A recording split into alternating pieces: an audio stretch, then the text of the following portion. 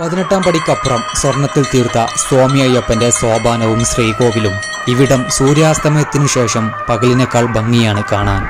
18-ാം പടി കയറി ആദ്യം കാണുന്നത് തത്വമസി എന്ന വാക്യമാണ്. നീ ആരെ കാണാനാണോ ഇവിടെ വന്നത് അത് നീ തന്നെയാകുന്നു. അഥവാ ഭക്തനെന്നോ ഭഗവാനെന്നോ വ്യത്യാസമില്ല. 5 മലകളാൽ ചുറ്റപ്പെട്ട് സകല വന്യമൃഗങ്ങളുമുള്ള ഒരു കാടിനു നടുവിൽ ചുമരും തൂണുമെല്ലാം സ്വർണത്തിൽ തീർത്ത് വെട്ടിത്തിളങ്ങുന്ന ഒരിടം. രാത്രിയിലെ സോപാനത്തെ ഈ കാഴ്ച കാണാൻ തൻ്റെ ദർശനം കഴിഞ്ഞ് കാത്തിരിക്കുന്ന സ്വാമിമാരും കൂടുതലാണ്.